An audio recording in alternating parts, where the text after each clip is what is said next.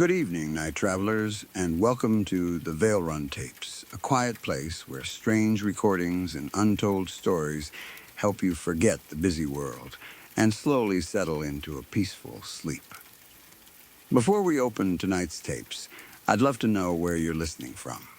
Share your city, state, or country in the comments below.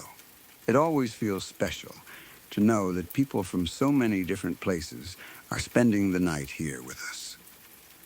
Just a quick note before we begin.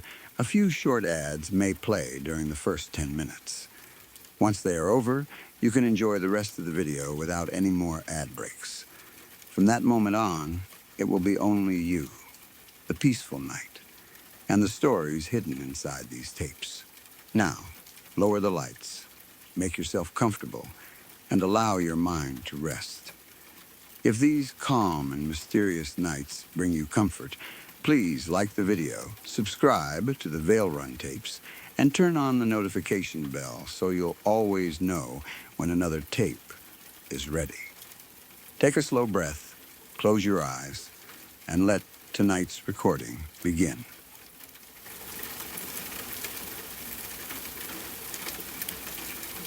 I'm still not completely sure what kind of story this is. It could probably belong in several different places, depending on what you think actually happened. It could be an urban exploration story, a creepy encounter, a paranormal experience, or just a very bad situation involving people we never saw. That uncertainty is exactly why it has stayed with me. I didn't sleep properly after it happened, and even now I sometimes replay the entire sequence in my head and try to force everything into one reasonable explanation. Every time I think I have one, another detail gets in the way. So I'm telling this because I want other people to decide what they think happened. Maybe someone who has spent more time exploring abandoned buildings will immediately recognize something obvious that we missed. Maybe there's a perfectly normal explanation for every part of it. I genuinely hope there is. My friends and I have been urban exploring for a few years. We live in Derbyshire, and if you know the area, you already understand why urban exploration became such an easy hobby for us to get into. There are abandoned hospitals, care homes, schools, factories, warehouses, offices, and all kinds of old buildings scattered around. Some are completely destroyed. Others are strangely well preserved. Sometimes you walk into a place, and it looks as if everyone simply left halfway through an ordinary day and never came back. That's part of what makes exploring these places so interesting. You're walking through somewhere that used to matter. People worked there. People lived there. People got treated there. People probably complained about their jobs, drank coffee, argued with coworkers, fell in love, got bored, and did all the normal things people do. Now the same rooms are full of broken glass, graffiti, dust, and silence.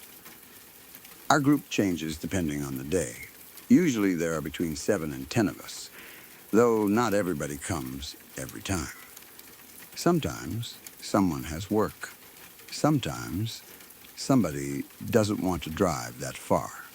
Sometimes a location has a reputation bad enough that half the group suddenly decides they have something else to do. We've had plenty of strange experiences. We've been caught by security. We've had police show up. We've run into squatters. We've had dogs come after us. We've heard noises that made no sense and seen things that, at least at the time, felt paranormal. But I've always tried not to immediately blame ghosts. Old buildings make noise, wind moves things, animals get trapped inside, metal expands and contracts, loose objects fall. And when you're walking through a dark, abandoned hospital with a flashlight, your imagination becomes extremely active. Honestly, real people have always frightened me more than anything supernatural. A ghost might exist. A violent person absolutely does.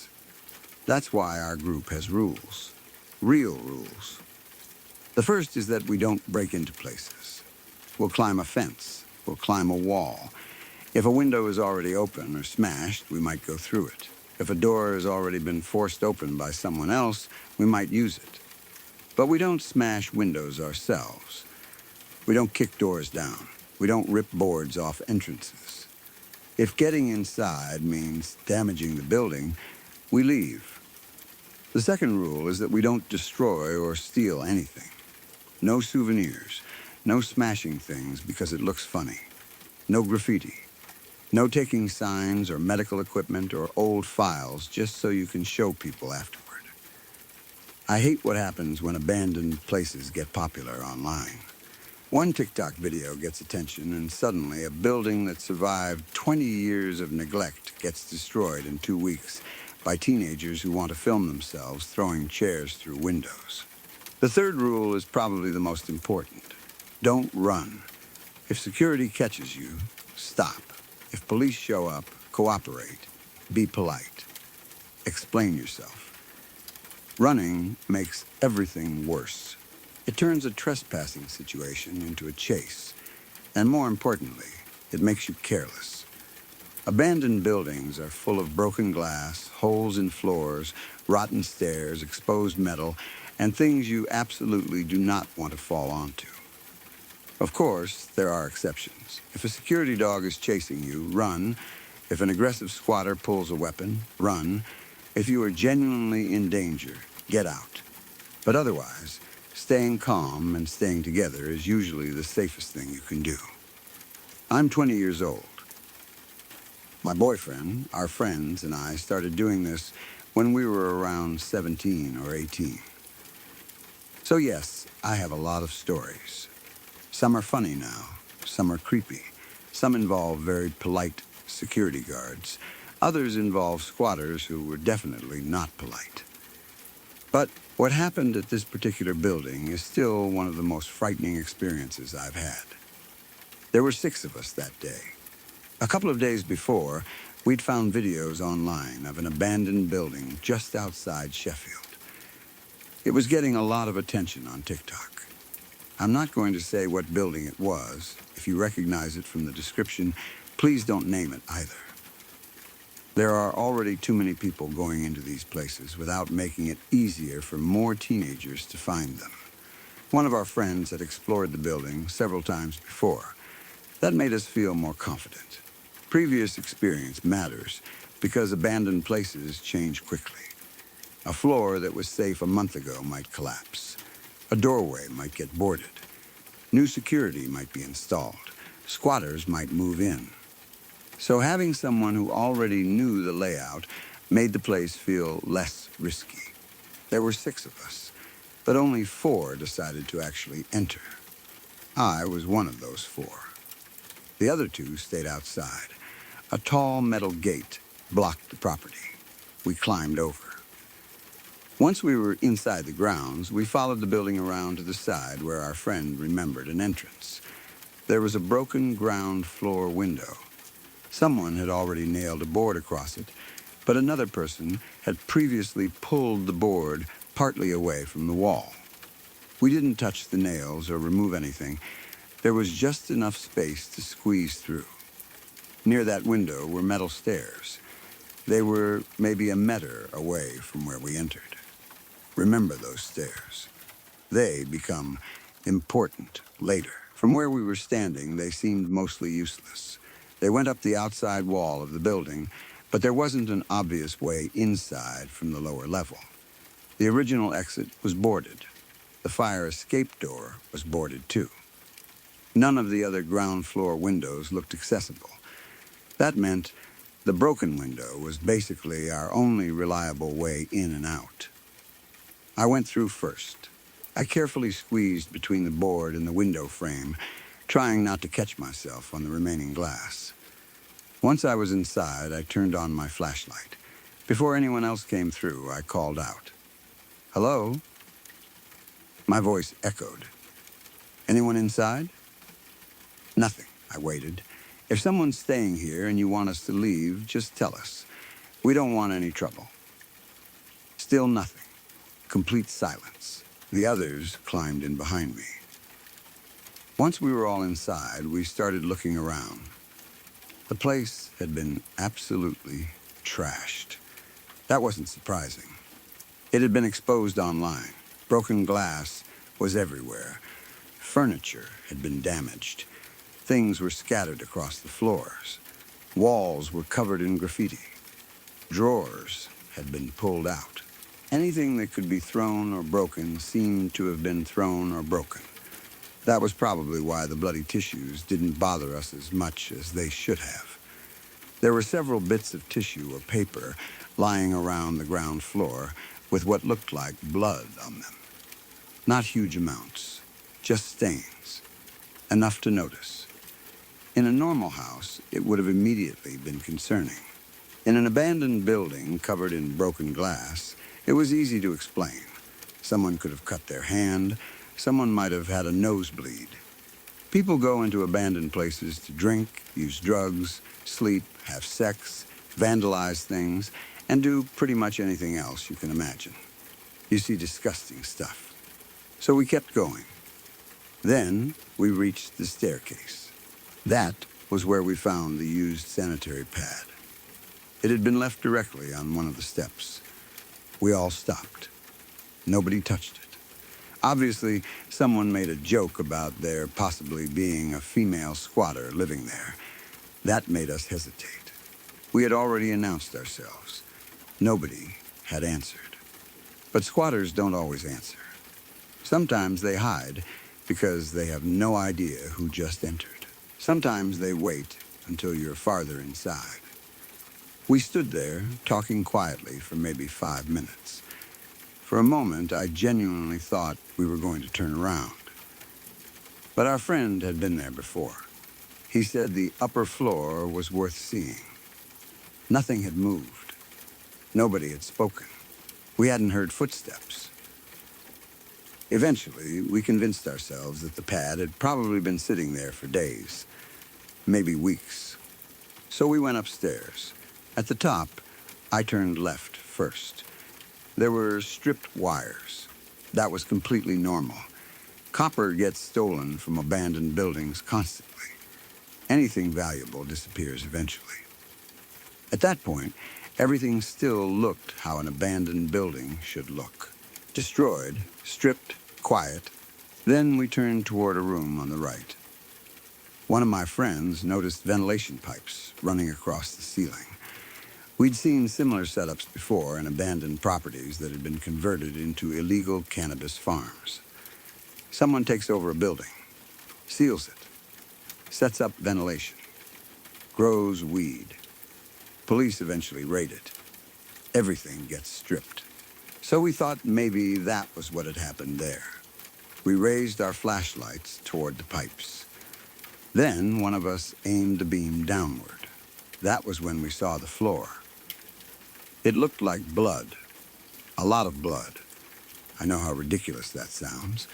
People online exaggerate constantly. Someone sees a few red stains and suddenly they describe the room like a murder scene. But I honestly don't know how else to explain what we saw. Large sections of the floor were covered in a dark red-brown substance. Some areas looked smeared. Other parts looked like liquid had pooled and dried naturally. There was far more than what we'd seen on the tissues downstairs. For a few seconds, nobody said anything. Then, all of us started offering explanations. Paint. Maybe it was paint. Maybe teenagers had poured fake blood everywhere to scare people. Maybe someone had been filming something. Maybe it was some completely harmless red liquid. All of those explanations were possible. None of us wanted to get close enough to test them. Then, the friend who had already explored the building said something that completely changed the mood. That wasn't here before. We looked at him. He had been in that room more than once. He was certain. There had been no red substance on the floor during his previous visits. Whatever it was new. That was enough for us. Nobody suggested exploring more. Nobody talked about the attic. Nobody made jokes. We decided to leave. Calmly, that part matters. We followed the rules. Stay together. Don't run. Don't panic. We turned around, walked back toward the stairs. I remember how much louder everything suddenly seemed, our shoes brushing debris, glass shifting beneath our feet, someone's jacket touching a wall. Breathing, I was listening for something else. Anything else. But the building stayed silent. We walked downstairs. The bloody tissues were still there. Nothing had changed. For a few seconds, I actually started feeling stupid. Maybe the red stuff really was paint. Maybe somebody had staged a horror video. Maybe we had frightened ourselves over nothing. Then we reached the broken window. That was when the first bang came from upstairs. One huge impact. Boom, every one of us stopped. This was not a little creak. It wasn't a bottle rolling. It wasn't some light object falling over. It sounded heavy, like someone had thrown something large onto the floor, directly above us. Then came movement. Stomping, running, fast footsteps across the upper floor, right over our heads. Every rule we had about staying calm vanished instantly. One of the boys shouted. Another yelled up the stairs. Hello? No answer. More footsteps. Another bang. Then another. We started shouting over each other. We're leaving. We don't want trouble. If someone lives here, we're going. Nobody answered. The movement continued. At that point, every one of us assumed there was a person upstairs. A squatter. Someone who had been hiding. Maybe somebody whose room we had just entered. Maybe somebody connected to the red stains. And that possibility was terrifying. Because if the red liquid really was blood, what exactly had we just discovered? One of the boys climbed through the window. Another went next. Someone outside held the board back so everyone could squeeze through. I ended up last. Of course I did. I don't know whether it was deliberate or just how we happened to line up. The staircase was behind me. The noises upstairs sounded closer. I kept looking over my shoulder. Nothing. Then it was my turn. I stepped up toward the window. One of the boys outside pulled the board away, enough for me. I started squeezing through, and I had to turn my back to the staircase. That was the worst part of the entire experience.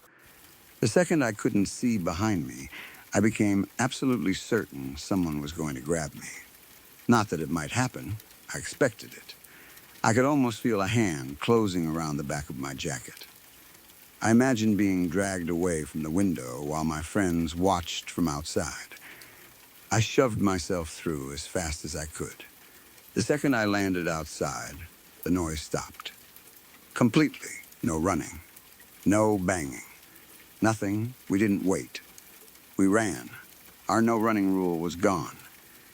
We sprinted toward the gate, climbed over, dropped onto the other side. My hands were shaking so badly that I nearly lost my grip. Then I turned around. One of the two friends who had stayed outside was running behind us, and immediately the fear turned into anger. Of course, it had to be him. He had remained outside. The metal stairs were near the broken window. He could have climbed them and run around outside just to scare us. We started yelling at him. What the fuck was that? That wasn't funny. What is wrong with you? We were furious. Urban exploring is already dangerous enough. We had just found a room covered in something that looked like dried blood. Having one of our own friends pretend somebody was chasing us was not funny. He looked confused, then defensive. I didn't do anything. Nobody believed him. Then he explained what had happened from his side. According to him, after we entered the building, he walked around the back trying to find another possible entrance. Eventually, he found the exterior metal stairs. He climbed them. At the top was a metal door. Locked. He couldn't get inside. But while he was standing there, he thought he could hear someone on the other side. He assumed it was us. Then he heard a loud bang. The same first bang we had heard. He swore he didn't make it. He didn't kick the door. He didn't hit the wall. He didn't throw anything. He heard the impact from inside. Then, shortly afterward, he heard us start panicking and shouting. That was when he ran down the metal stairs. We stopped yelling, because suddenly the timeline made more sense, but also less. We went through it carefully. First came the big bang. We heard it from inside. Our friend outside heard it too. Then we started yelling. After hearing us panic, he started running down the metal stairs. Metal stairs are loud, really loud. Sound also behaves strangely in empty buildings. Vibrations travel through walls. Footsteps echo. So the later running and stomping we heard might have been him. That actually explains a lot. His feet pounding down the outside staircase could easily have sounded like someone running across the floor above us. I want that to be true. I really do. The problem is the first bang. That happened before he started running. He heard it. We heard it. And according to everyone involved, nobody in our group caused it. Unless he was lying. That is still the best explanation I can come up with. Maybe he was playing a prank. Maybe he hit the metal door. Maybe he kicked something. Maybe he realized afterward that we were genuinely terrified and decided he'd gone too far. So he lied. He said he heard the bang, too. I honestly hope that is what happened. I would much rather believe one of my friends was being a complete idiot than believe something else was inside that building. But there are problems with that explanation, too. He looks scared. I know that isn't proof. People lie. Friends can act. But I had known him for years. He didn't look like someone who had just successfully scared us. He looked confused by our reaction. Then, when we told him about the red room, he looked genuinely worried. There was also no reason for him to run down the stairs with that much force unless he really had heard us panicking. If he had planned the whole thing as a prank, why would he immediately make everything even worse by sprinting toward us? Maybe because he panicked. Maybe because he regretted it. I don't know. We left. Nobody wanted to go back inside. Not even the friend who had already explored the place several times. Once we were farther away, we talked through everything again. The more we discussed it, the more reasonable the running became. Our friend on the exterior stairs probably caused most of the footsteps. Good, I can live with that. But the first bang remains. And so does the room upstairs. That part bothers me more than people sometimes understand. Something had changed inside the building since our friend's previous visit. A room that had been ordinary now had large areas of dark red dried liquid across the floor. Maybe it was paint. I hope it was paint. There were tissues downstairs with what looked like blood. There was a used sanitary pad on the stairs. Those things might be completely unrelated. Abandoned places collect rubbish from dozens or hundreds of different people. You can't connect every strange object you find. But when you're standing inside the building and seeing those things one after another, your mind connects them automatically. Bloody tissue, used pad, red-stained room. Then a violent bang from upstairs just as you're trying to leave. I kept thinking about squatters. We've encountered them before. Most simply, want to be left alone. Some are actually friendly when they realize you aren't police or thieves. Others aren't. Abandoned buildings attract all kinds of people. People using drugs. People hiding. People with serious mental health problems. People avoiding police. People who might become violent if they think you're entering their space. What if someone was upstairs the entire time? Maybe they heard us announce ourselves. Maybe they intentionally stayed silent. Maybe they watched us. Maybe the room belonged to them. Maybe the red substance belonged to them. Or someone else. Maybe once they realized we had seen something we weren't supposed to see, they decided to scare us out. That possibility frightens me much more than ghosts. A real person can chase you. A real person can stab you. A real person can decide that witnesses are dangerous. But then another question comes up. Why didn't they come downstairs? Why make one huge bang? Why move around upstairs? Why stop the exact moment I got through the window? Maybe frightening us was enough. If that was their goal, it definitely worked. I've thought about animals too. A large bird, a fox, something trapped inside that knocked over debris. But the first impact sounded heavy, and the movement afterward sounded human. Again, the later movement could easily have been our friend on the metal stairs. That's the frustrating thing about this experience. Almost every individual detail has a reasonable explanation, but I can't find one explanation that covers everything comfortably.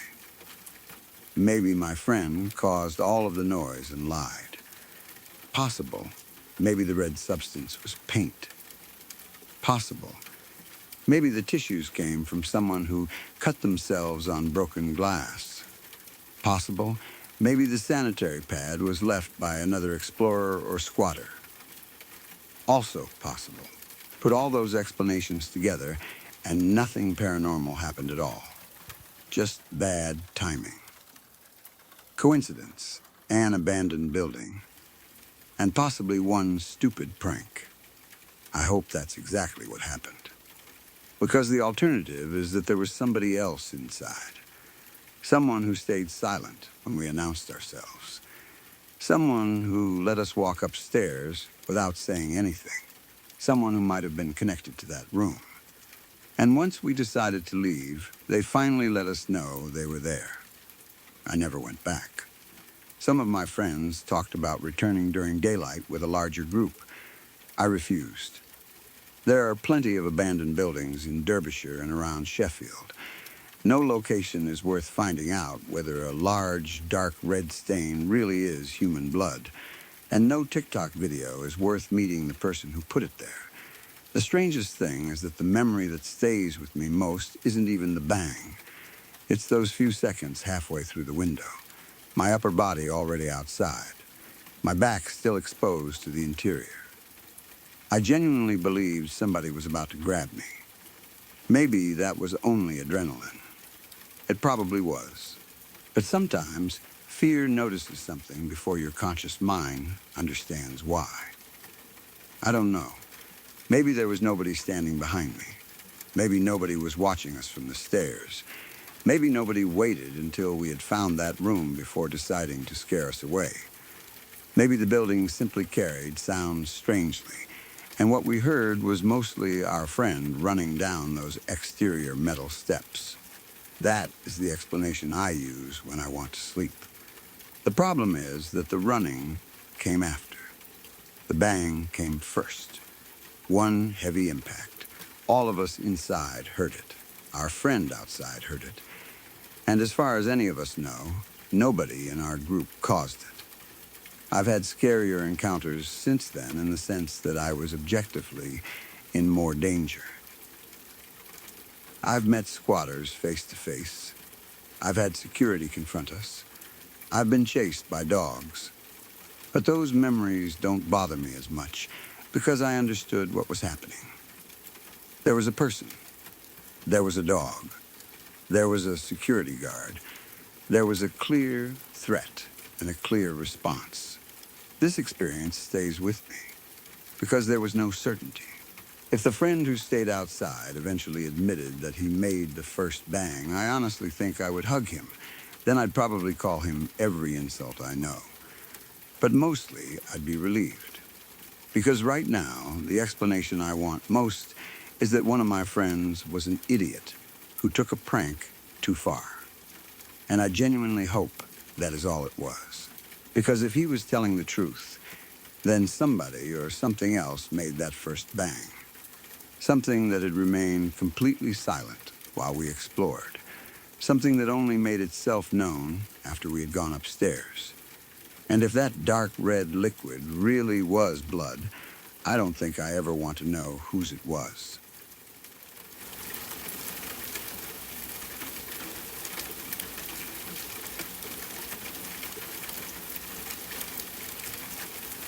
I don't know how much time I have.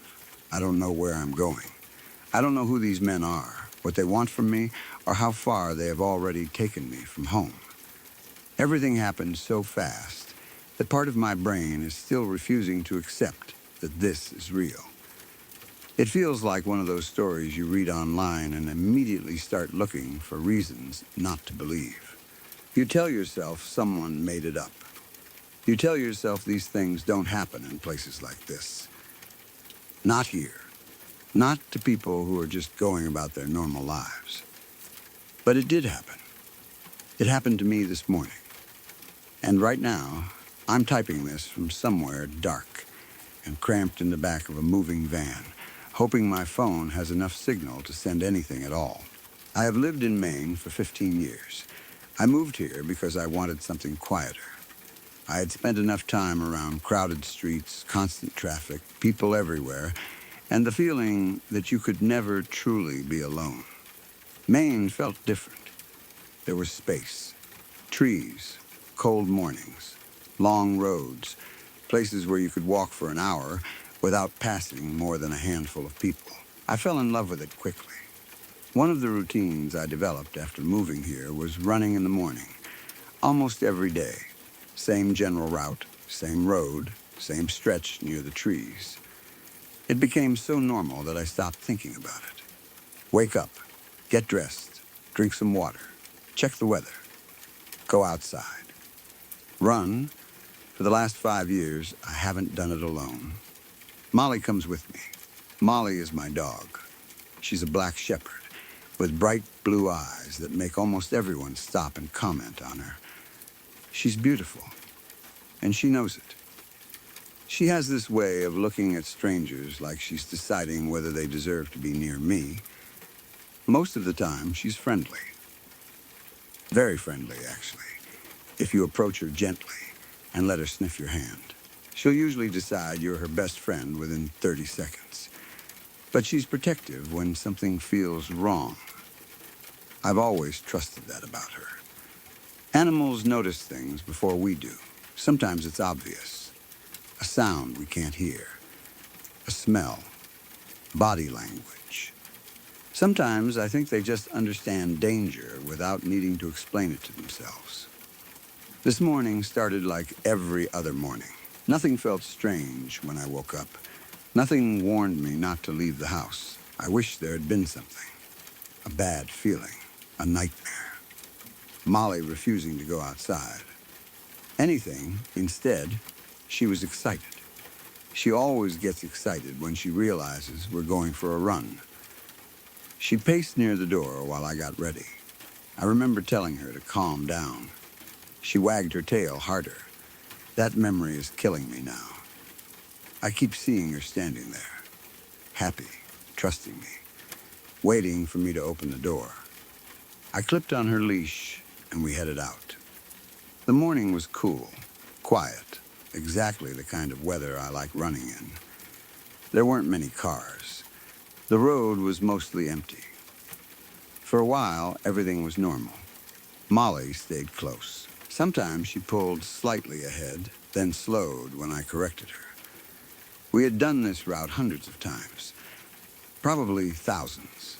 I knew every turn, every house, every section where the trees came closer to the road, every driveway, every place where people sometimes parked. That's important, because I should have noticed the van. I keep thinking about that. I should have seen it, but I didn't. The two men appeared so suddenly that at first I assumed they had come from one of the side trails. They approached from ahead. Two men. Both looked ordinary. That's what bothers me most. I think people imagine dangerous strangers looking obviously dangerous. They don't. These men looked like people I could have passed at a gas station without remembering them 5 minutes later. Normal clothes. Normal faces. Nothing immediately threatening.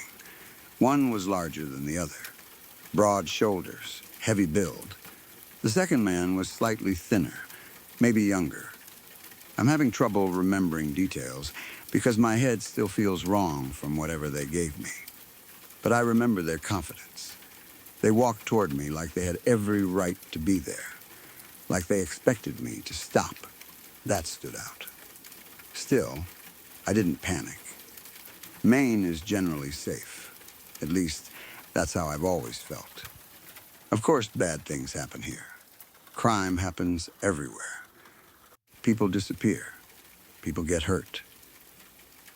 But I had spent 15 years following the same basic routines and never seriously believed something like this would happen to me. I kept my guard up anyway. You learn to do that, especially as a woman alone outside. Molly moved closer to my leg. I noticed that immediately. The men smiled. One of them raised a hand. Mourning, I slowed, not completely stopped. Just enough. They asked for directions. That seemed normal. People get turned around here all the time, especially tourists or campers. Some roads look simple on a map and become confusing once you're actually driving through them. They asked where the nearest store was. I remember thinking they must have been camping nearby. Maybe they had been drinking the night before. There was something slightly off about the way one of them spoke. Not slurred exactly, just too relaxed, too casual. My brain kept trying to excuse it. Maybe they were tired. Maybe they were hungover. Maybe they had been hiking. Nothing about asking for a store was unreasonable. So I pointed back over my shoulder. There's one a few miles down the road that way. I gave them a quick explanation. I didn't want to stand there talking. Something inside me had already started telling me to leave. Not panic. Just go. I shortened Molly's leash and stepped to move around them. That's when I looked down. Molly's ears were pinned back. Her lips were pulled away from her teeth. She wasn't barking. That scared me more. Molly barks at plenty of things. Squirrels, other dogs, delivery drivers. But when she's genuinely uncomfortable, she becomes quiet. She watches. Her whole body becomes tense. That's exactly what she was doing. She was staring at the larger man, teeth exposed, body pressed close to my leg. Every instinct I had suddenly screamed at me. Leave now, I should have listened sooner. I turned away. I think I managed one step. Maybe two. Then someone grabbed me from behind. An arm locked around my upper body.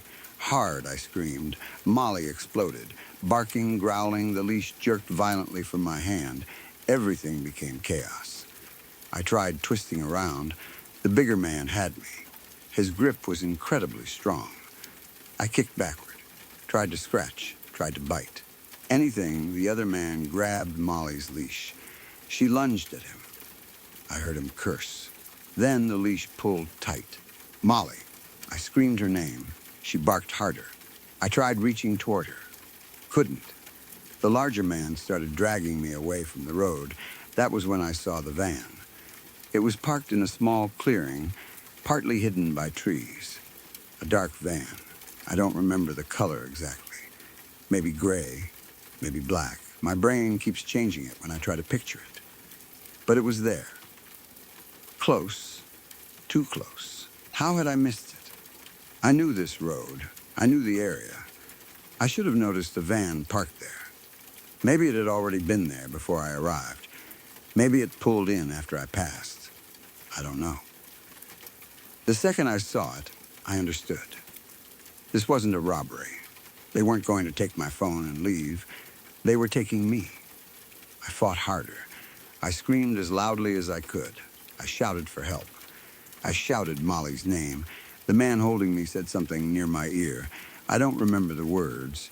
Maybe he told me to calm down. Maybe he threatened me. My heart was pounding too loudly. I kicked him in the shin. He stumbled. For 1 second, his grip loosened. I almost got free. I turned. I saw Molly struggling against the other man. Her leash was wrapped around his arm. She tried getting to me. Molly. I reached toward her. Our hands, paws, whatever, were nowhere near touching. But I tried anyway. Then something stabbed into the side of my neck. Sharp, quick, I slapped at the area. The man behind me pulled his hand away. Needle. That's the last clear thing I remember. Almost immediately, my body started changing. My legs became weak, not gradually. Suddenly, like someone had disconnected them, the world tilted. My vision blurred. I felt hot, really hot. My skin started sweating. My arms stopped cooperating. I tried to keep fighting. I knew I had to. I remember thinking, if you stop now, you're gone. But my muscles wouldn't listen. Molly was still barking. I could hear her, farther away. Or maybe my hearing was fading. I tried saying her name again. I don't know if the sound actually came out. The trees moved sideways. The sky became too bright. Then everything disappeared. I don't know how long I was unconscious. Minutes, hours, I have no idea. When I woke up, I thought I had gone blind. Everything was black. Then I realized there was just no light. I tried moving. Immediately hit something above me. Wood, metal, I don't know. I'm inside some kind of compartment. A box. That's the best way I can describe it. It's barely large enough for me. My knees are bent. My shoulders keep hitting the sides. I can feel the vehicle moving beneath me. So I think I'm still inside the van. The road changes sometimes. Smooth, then rough. Turns, stops, acceleration. I have been trying to count the turns. I lost track almost immediately. My head feels terrible. Whatever they injected me with hasn't completely worn off. Everything feels distant, foggy. My mouth is dry. I keep getting waves of nausea.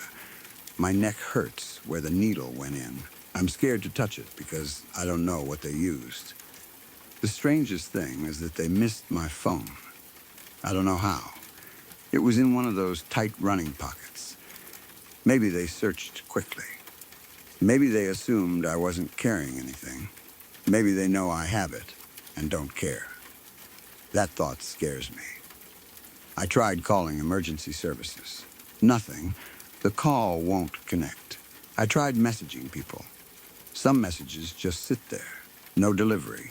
Signal comes and goes. One moment I have nothing. Then one tiny bar. Then nothing again. I'm typing this because I don't know what else to do. Maybe it uploads, maybe it doesn't. Maybe somebody sees it hours from now. I just need something outside this van to know I exist. My name doesn't even matter as much as Molly right now. I can't hear her. That's the worst part. I keep pressing my ear against the side of this compartment, listening, engine, road, sometimes the men talking. I can't make out what they're saying. But no barking, no whining, nothing. Did they bring her? Did they leave her there? Did they hurt her? I keep replaying the moment the other man pulled her away from me. She was fighting him. Molly would fight, especially if she thought I was in danger. What did he do? I don't know. That question is almost worse than what might happen to me. If anyone reading this is anywhere near Route 1 in Maine and sees a black shepherd with bright blue eyes, please stop. Please. Her name is Molly. She is 5 years old. She's friendly. If she seems frightened, don't run toward her. Crouch down. Speak softly. Say her name. She'll understand. She likes chicken more than almost anything, so food might help if she won't approach. She might still have her leash attached. Maybe she's injured. Please don't leave her on the road. I know how ridiculous this sounds. I'm trapped inside a vehicle and I'm worried about my dog. But Molly has been with me every morning for 5 years. When I had bad days, she was there. When I moved through periods where I barely wanted to get out of bed, she forced me to because she needed walking. She sleeps beside my bedroom door. She knows the sound of my running shoes coming out of the closet. She knows when I'm upset before I say anything. She trusted me this morning. I put the leash on her. I took her outside, and then strangers took me away. I keep thinking she might believe I abandoned her. I know dogs probably don't think exactly the way we do, but please, if someone finds her, stay with her. Give her water. Take her somewhere safe. Tell her I didn't leave. I know that sounds stupid. Tell her anyway. I need someone to. The van is slowing down now. I can feel it. The engine changed. We took a turn a minute ago. The road became rough. Gravel, maybe. Now we're moving very slowly. I think we're arriving somewhere. I'm trying not to panic. My hands are shaking so badly I keep hitting the wrong letters. I can hear one of the men talking. Closer now. Something just opened. A door. Not mine. Maybe the front. I heard footsteps outside. The van stopped completely. I don't know whether I should hide the phone. There's barely anywhere to put it. Maybe underneath me. I could slide it into my waistband. If they search me properly, they'll find it. I'm going to keep typing until I hear them come closer. I don't know what they want. Money? I don't have enough money for anyone to kidnap me. Ransom? They picked me off the side of a road. That doesn't feel planned. Except the van was there. The needle was ready. So maybe it was planned. Was I the target? Or would they have taken whoever happened to run past? That possibility makes me sick. How many times have they done this? How many people disappeared from ordinary roads because somebody asked for directions? I should have noticed them.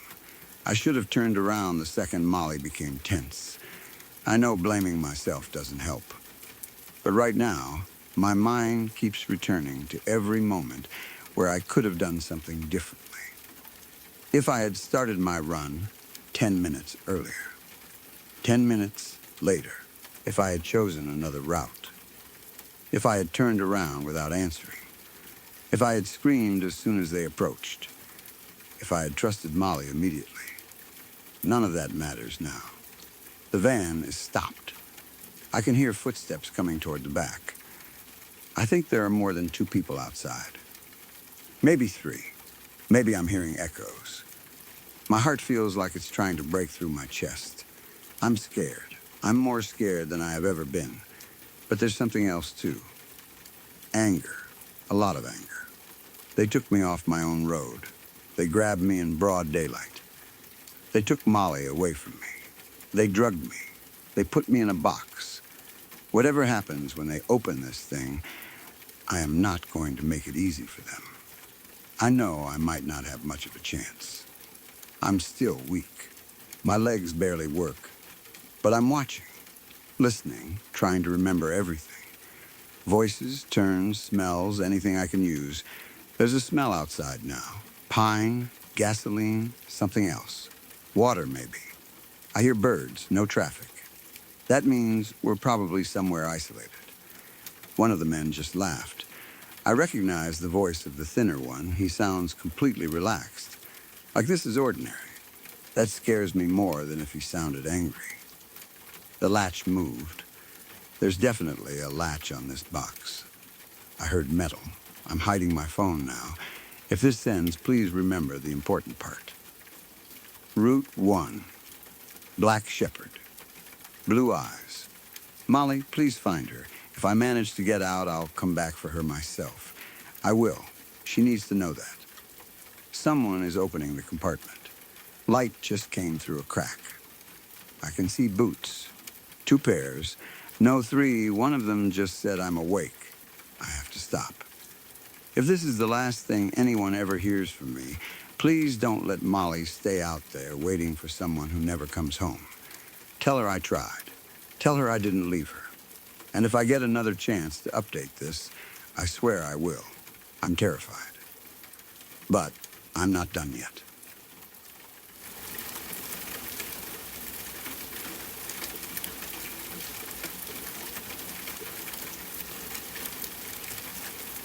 When I was a child, I believed almost every ghost story I heard.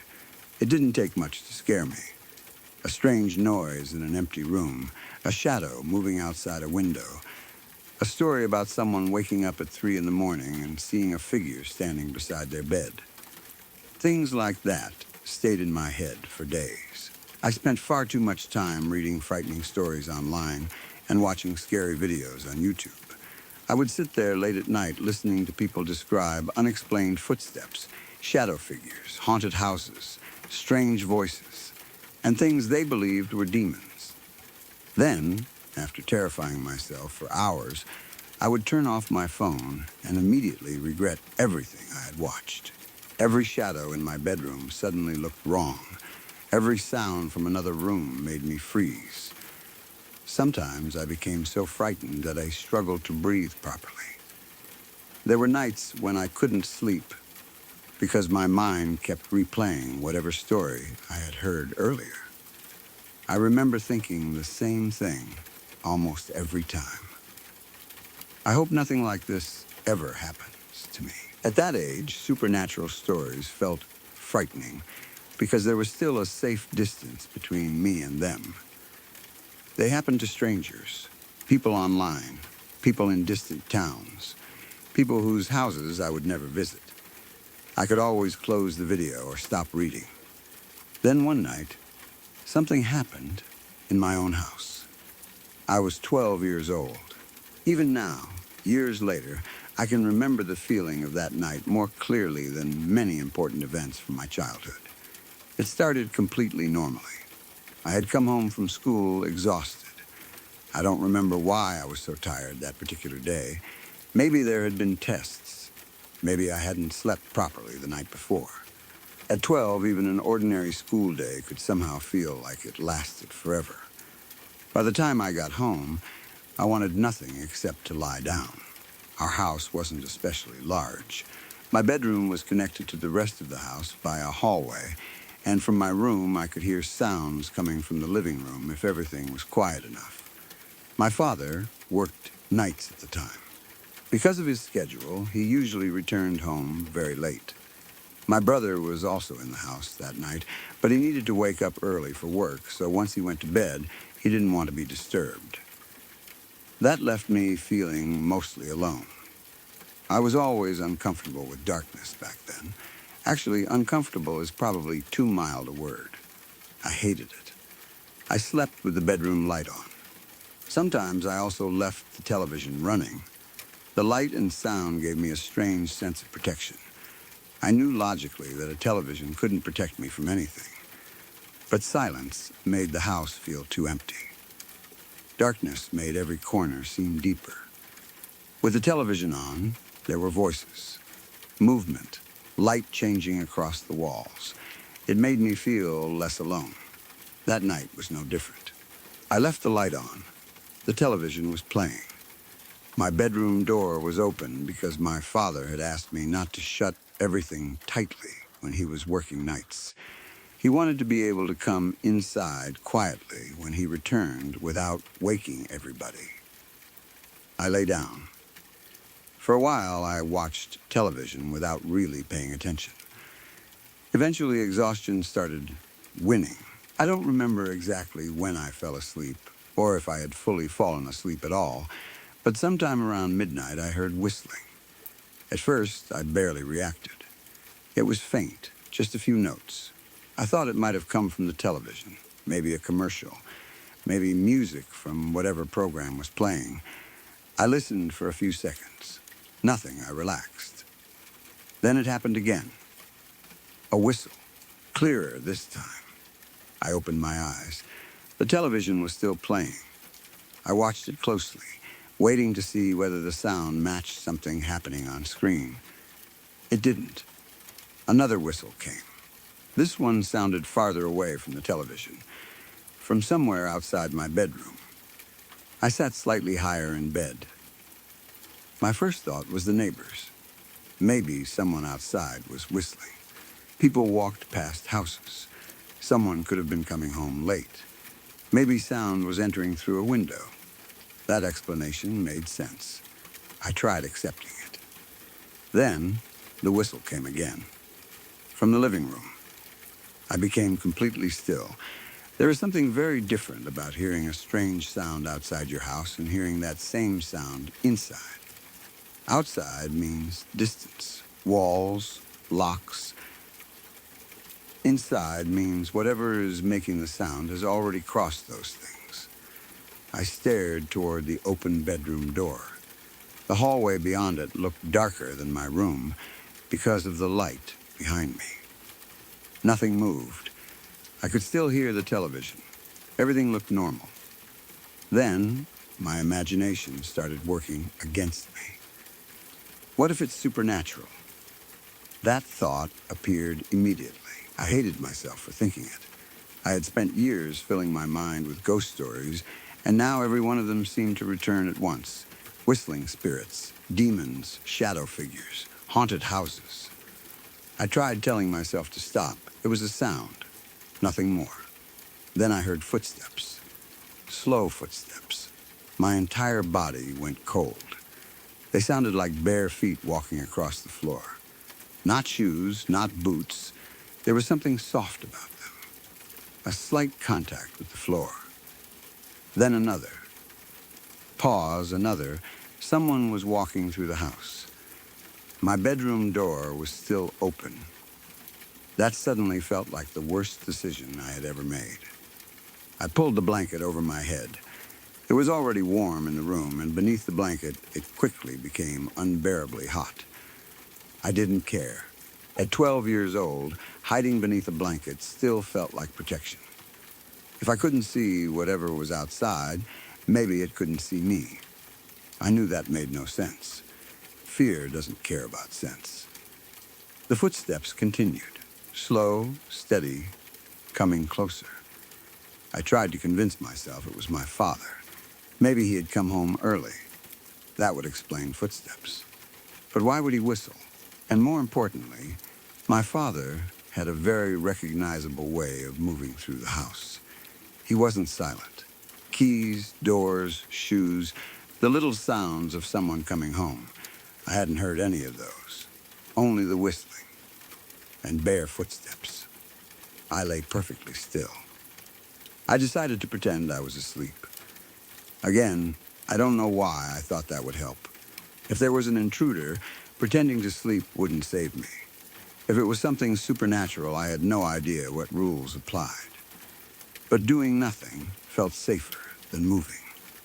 The footsteps came closer. The whistle came with them. That was what made it so frightening. The sound wasn't staying in the living room anymore. It was traveling.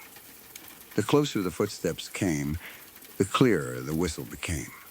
That meant whatever was making the sound was moving through the house, toward my room. I could hear my heartbeat inside my ears. I tried breathing as quietly as possible. Every breath felt too loud. The blanket trapped heat against my face. Sweat formed around my forehead and neck. I wanted to throw the blanket away. I couldn't. Another step. Another whistle. Closer, then closer again. I remember thinking that if it entered my room, I would somehow know. I didn't need to see it. I would feel it. And then the sound reached the doorway.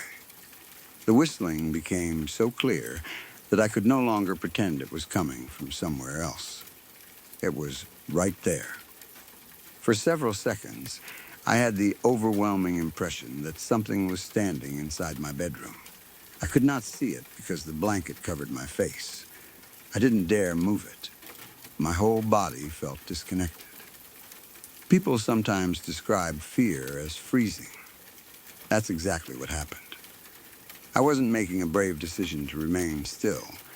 I genuinely felt incapable of moving. My muscles seemed to belong to somebody else. My hands felt weak.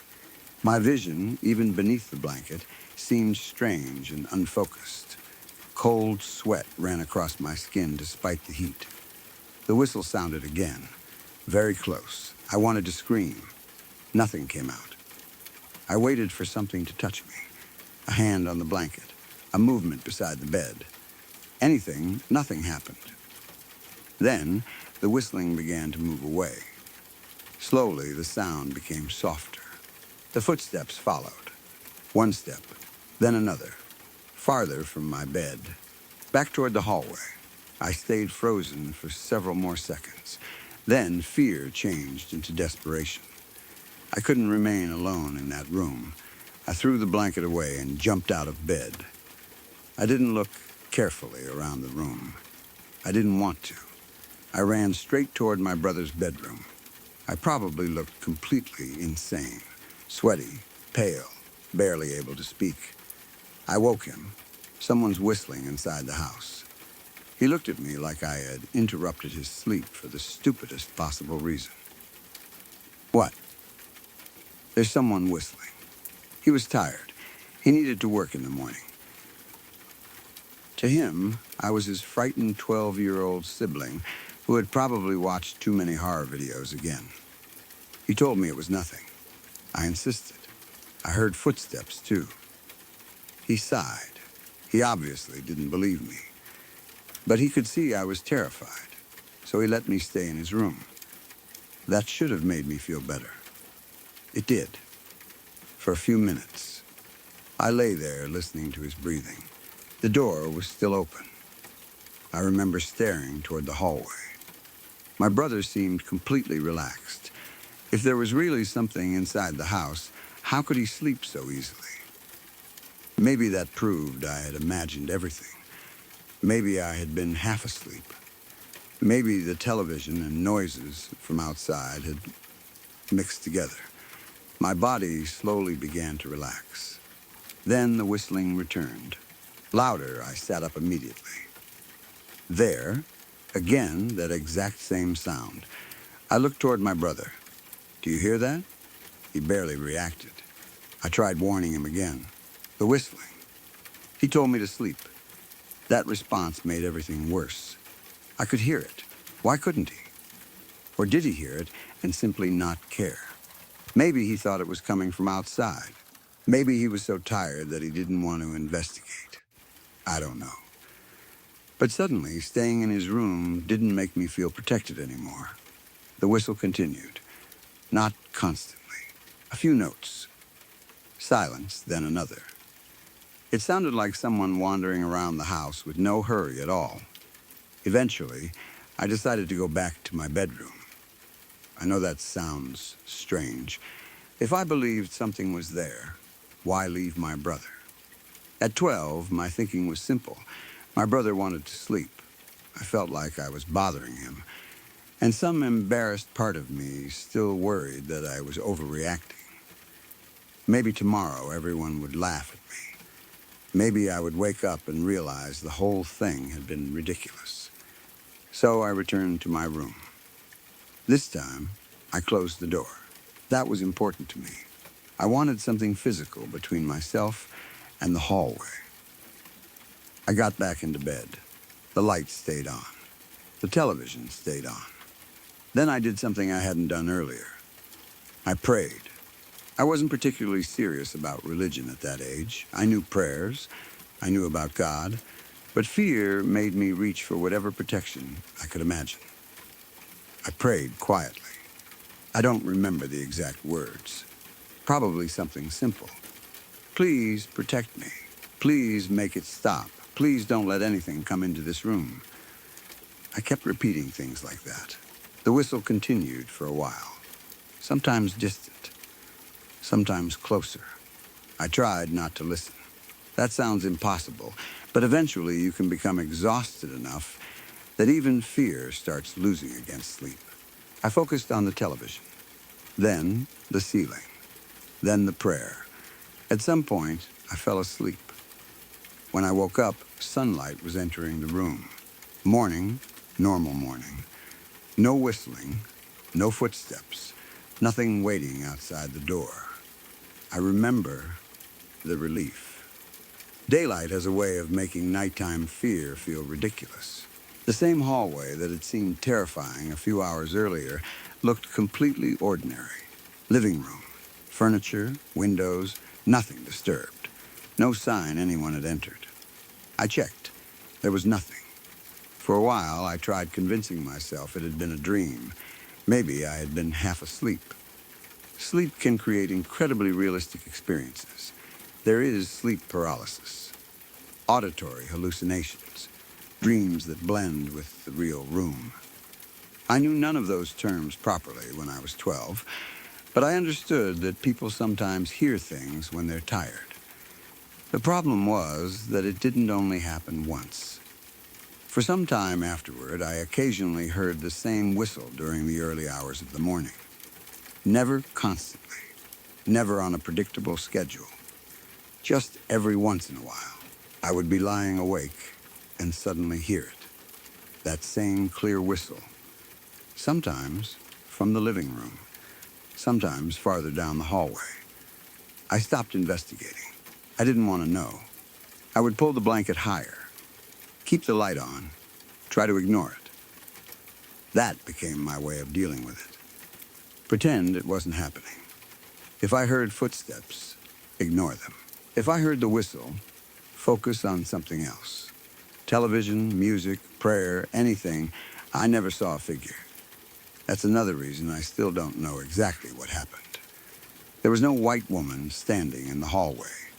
No shadow person beside the bed. No face in the window. Only sound. Whistling. Footsteps. And the feeling that whatever made them moved through the house. Years passed. As I grew older, my relationship with fear changed.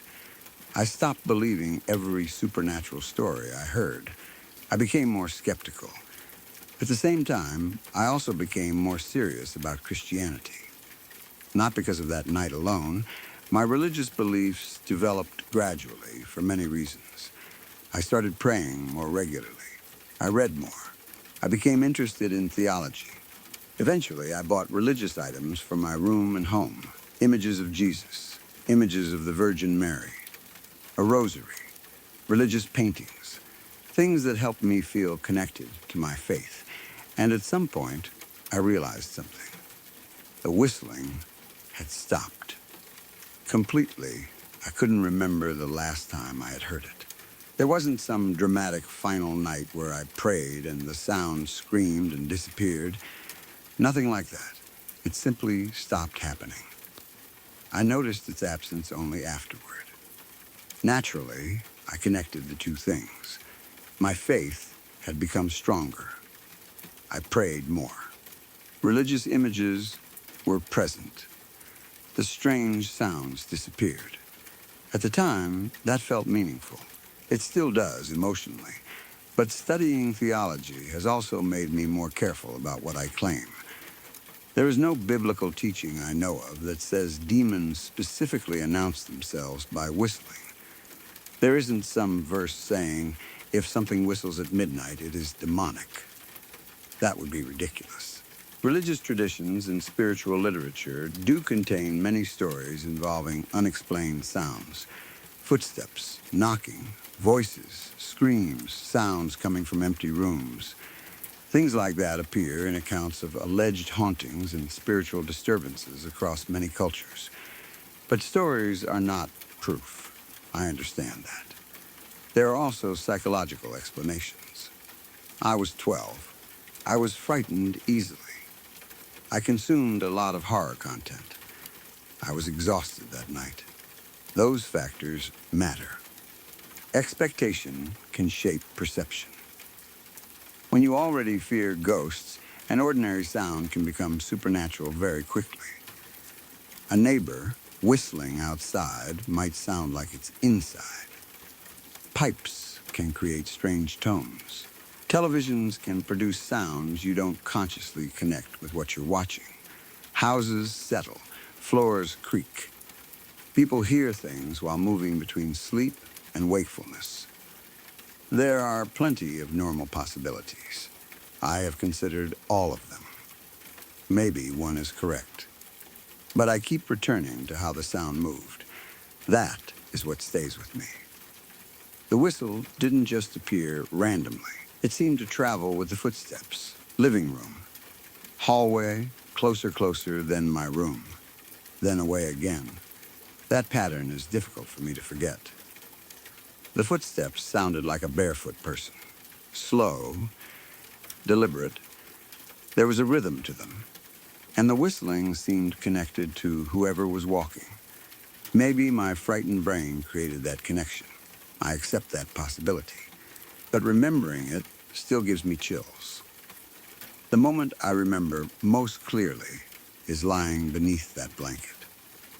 The room hot, my skin cold with sweat, my body refusing to move. The whistle close enough that I believed something was standing only a few feet away. Waiting, I don't know what would have happened if I had pulled the blanket down. Maybe nothing. Maybe I would have seen an empty room and ended my fear immediately. Sometimes I wish I had looked. Then I remember how frightened I was. And I'm glad I didn't. I also wonder whether my brother truly heard anything. We never seriously discussed it afterward. At the time, he treated the whole thing like a frightened child refusing to sleep. Maybe that's exactly what it was. Maybe if I asked him now, he would say he heard nothing at all. Or maybe he would admit he heard it too and didn't want to frighten me further. I honestly don't know which answer I would prefer. My father never reported seeing anyone when he eventually came home. There were no signs of forced entry. Nothing missing. No doors open. No footprints. No explanation. Just another ordinary morning after the most frightening night of my childhood. Even today, I still sleep with a light on. I wish I could say I completely grew out of that. I didn't. It became a habit. Maybe part of me still believes light creates a boundary between me and whatever I imagine moving through that house. I no longer keep the television running all night, though. That has nothing to do with becoming braver. Electricity bills are much more frightening once you're an adult. Sometimes I laugh about that. It makes the story easier to tell. But underneath the joke, there is still a 12-year-old version of me lying beneath a blanket, listening to footsteps approach an open bedroom door. I have had many years to think about what happened. A demon? A ghost? A neighbor? A strange sound from the television? A half-dream created by anxiety and exhaustion? I can't prove any answer. Personally, I believe it was something supernatural. My faith influences that interpretation, and I know it does. I believe there are things beyond what we can immediately understand, but belief and certainty are different. I cannot honestly say I know a demon entered my house. I didn't see one. I only know what I experienced. I was 12 years old. It was around midnight. My father was working. My brother was asleep. I heard whistling inside the house. Then I heard slow footsteps that seemed to move with it. They came from the living room. They traveled down the hallway. They reached my bedroom. For several seconds, I believed something was standing inside the room with me. Then, it moved away. Later, while I was in my brother's room, the whistling returned. And during the weeks or months after that, I occasionally heard it again during the early morning hours. Eventually, it stopped. I never found out why. Maybe I never will. And honestly, I think I'm okay with that. Curiosity makes people say they want answers to every mystery. I don't. Not this one. If there was a normal explanation, I'm happy never learning it. If there was something supernatural in that house, I'm even happier never knowing exactly what it was. Because sometimes an unanswered question is easier to live with than an answer you can never forget.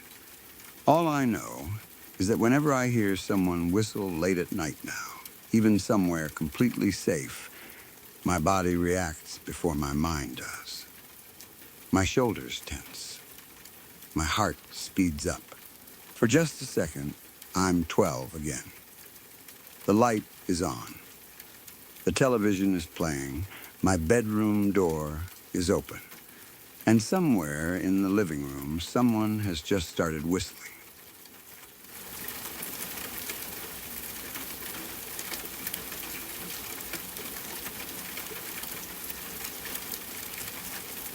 I have always picked at things. According to my mother, I started doing it before I was even old enough to remember. She once told me that when I was 4 years old, I would sit in the back seat of the car and bite at the loose skin on my lips. If we stopped at a red light and she noticed what I was doing, She would reach one hand behind her and gently pull my fingers away from my mouth. "Leave it alone," she would say. I would nod like I understood. Then, the moment she faced the road again, my fingers would return to my lips. By the time I was 8, my lips were almost always raw. Sometimes there were little cracks along them. Sometimes they bled. I learned to keep my mouth closed when people were looking at me, and if I tasted blood, I would quickly lick it away before anyone noticed. Whenever Mom asked why my lips were bleeding again, I gave her the same answer. "They're dry." She bought me lip balm. I lost it. She bought me another one. I lost that one too, except the second time wasn't an accident. I remember walking home from school and deliberately dropping it from the small front pocket of my backpack. I watched the tube bounce once on the sidewalk before rolling toward the grass. I kept walking. Mom never asked where it went. Nobody did. The strange thing is that I wasn't trying to hurt myself. That wasn't what it was about. I didn't hate my lips or enjoy the pain. I simply couldn't tolerate imperfections. If I felt a tiny piece of loose skin, something raised or uneven that seemed like it shouldn't be there, I couldn't stop thinking about it. I would touch it with my tongue, then my finger. Then I'd try to ignore it. But once I knew it was there, everything else became harder to focus on. Eventually, I had to remove it. And when I finally did, there would be this brief moment when my mind became completely quiet. That was the part I liked, the quiet. I grew up in a family with 5 children, and I was right in the middle. My oldest brother had the strange importance that often comes with being the first child. Everything he did felt significant to my parents. His grades mattered. His sports mattered. His friends mattered. When he got accepted into university, my parents told practically everyone they knew. My youngest sister was the baby of the family. Somehow, babies remain babies even after they become old enough to drive. She always needed something. Help with school, a ride somewhere. Money, advice, comfort, attention. The children in the middle were different. We were taken to doctor's appointments. We had birthdays. We played sports. We got Christmas presents. But nobody really checked on us. We were fine. That was the word everyone used. Fine, and out of all of us, I was apparently the easiest. You've never had to worry about her. She can handle herself. She's always been such an easy kid. When I was younger, I thought those were compliments. Now I understand them differently. My parents weren't cruel people. I need to make that clear. They loved us. My mother packed our lunches. My father taught me to ride a bicycle. We went on family vacations. There were birthday cakes and Christmas mornings and photographs stuck to the refrigerator. Nobody beat me. Nobody screamed that I was worthless. Nobody locked me away. There simply wasn't much reason to look closely at me. I wasn't the child who needed saving. I wasn't the child who needed celebrating. I was the child who was doing fine. So I learned to make being fine easy for everyone. If my brother came home with a 988 on an exam, I didn't mention my 982. If my younger sister was crying to Mom about something, I waited until she was finished before asking for whatever I needed. If someone asked how school was going, I said, "Fine." When my parents compared us, they were never deliberately cruel. Maybe that's why the comparison stayed with me. Your brother was always so driven. You could try a little harder. Your sister is so outgoing. You're just more reserved. Reserved, quiet, sensitive, easy, average, nobody ever called me remarkable. Eventually, I stopped expecting them to. The picking became worse as I got older. First, it was my lips, then my nose, then my fingernails, then the skin around my fingers. Eventually, my face became the place where I spent most of my time. I became incredibly good at finding imperfections nobody else could see. a tiny bump along my jaw, a pore slightly darker than the one beside it, a flake of dry skin, a scab smaller than the head of a pin. Once I found something, I had to finish it. That became the rule. I don't remember deciding on the rule. Sometimes I wouldn't even realize I was picking until I felt pain. I'd look down and discover one of my fingers was bleeding. Other times I'd realize I'd been standing in front of the bathroom mirror for 20 minutes, working at one tiny place on my face. Sometimes an hour disappeared that way. I was always almost finished. That was what I told myself. Just this one spot, then I'll stop. Just fix this edge, then I'll stop. Just get this tiny piece, then I'll stop. I never stopped. By the time I was 35, I had become very good at hiding the evidence. Makeup helped. Lighting helped. Long sleeves covered the places on my arms where I'd picked too much. Avoiding close friendships helped most of all. People can't ask too many personal questions if they don't know you very well. My life wasn't particularly interesting. I worked in an office on the 3rd floor of a building that looked exactly like every other office building in the city. I answered emails. I attended meetings. I entered numbers into spreadsheets. Most days, I ate lunch alone at my desk. My apartment was clean, but barely decorated. I didn't have a husband. No children. No pets. I had friends, technically. Maybe acquaintances would be more accurate. People I could message occasionally. People who would probably notice if I disappeared for a week.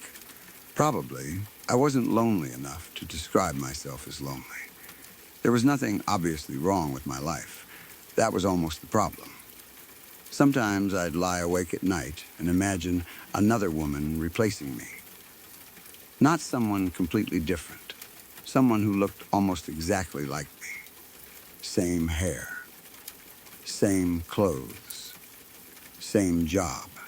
Same quiet personality. I would wonder how long it would take anyone to notice. A few hours? A day? Several days? Sometimes I thought maybe nobody would notice at all. Maybe that was why I picked. Picking left evidence. A wound meant something had happened. A scar meant something had been there. I didn't know what that something was, but at least it was proof. The Thursday when everything changed was completely ordinary. I think about that now. There was no thunderstorm, no strange phone call, no black bird tapping against my window. Nothing warned me that my life was about to become something I wouldn't understand. I stopped at a coffee shop on my way home from work. The line was long. The woman in front of me changed her order twice. A man farther ahead complained about the price of something. A child near the counter was crying because somebody had ordered the wrong pastry. Everyone looked tired. People checked their phones and shuffled forward a few inches whenever the line moved. Eventually, I reached the counter. The barista looked toward me. Then her eyes moved past me. Next, I waited. For a moment, I thought she was talking to me. Then the man standing behind me stepped forward. I opened my mouth. I could have corrected her. I could have said, "Excuse me." I was next. That's what a normal person would have done.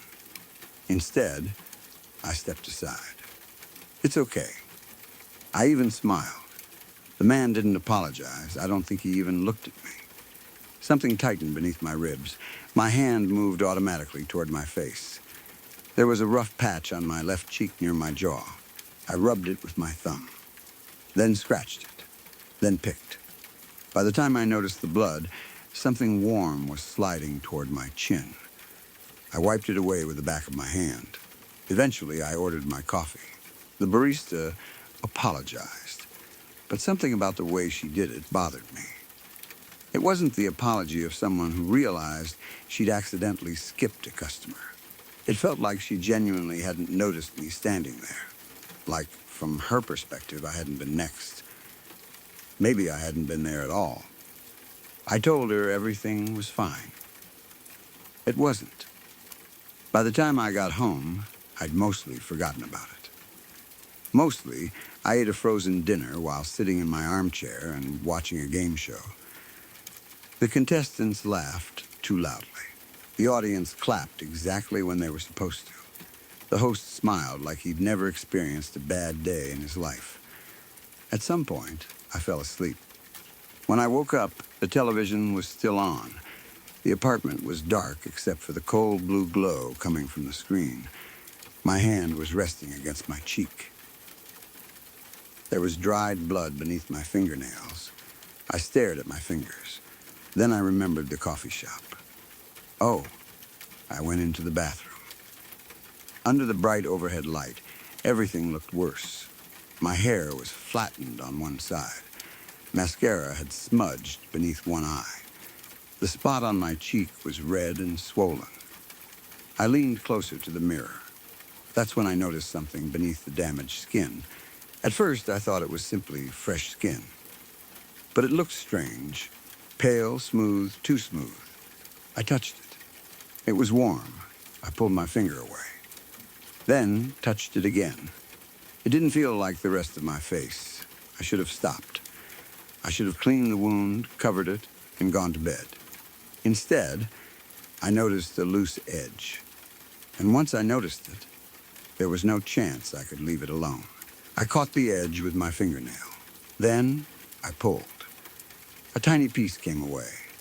There was no blood. I stopped breathing. Beneath the damaged skin was a small oval patch of something almost translucent. It wasn't exactly shiny. The best way I can describe it is that it seemed to hold light instead of reflecting it. I touched it. The moment my finger made contact, something happened inside my head. Everything became quiet. Not calmer, not slightly better. Quiet. The embarrassment from the coffee shop disappeared. The anger disappeared. That old feeling of being overlooked disappeared. For several seconds, there was nothing inside my head. I smiled at my reflection. There, I don't know why I said it, but I did. Then I went to bed. When I woke the next morning, the wound was almost completely healed. That should have terrified me. Instead, I stood in front of the mirror admiring it. The new patch was beautiful. There isn't another word for it. The surrounding skin was mine. Ordinary, tiny pores, faint scars, slight unevenness, a little redness from years of picking. The new patch had none of that. It was perfectly smooth, clear, almost luminous. I turned my face toward the bathroom window. Morning sunlight moved across my cheek. For just a second, I could have sworn the patch shimmered. I blinked. It looked normal again. I covered it with makeup before going to work. Nobody noticed. I was relieved and disappointed. Then I was disappointed in myself for being relieved. That evening, I picked again. I told myself I was only cleaning the edge. I knew I was lying. I wanted to see what was underneath. The new patch had grown, and when I exposed more of it, that feeling returned. The quiet. The relief. After that, things changed quickly. I began searching for places to pick. At first, I waited for genuine imperfections. A bump. A dry patch. A tiny scab. Then I started creating imperfections just so I could remove them. I bought tweezers. Then a small metal extraction tool. I watched skincare videos. I learned words I'd never cared about before. Comedones, sebaceous filaments, keratin plugs. The human skin became fascinating to me. Layers beneath layers. There was always something underneath. And beneath that was something else. I started wondering how much of my body was really the same skin I'd been born with.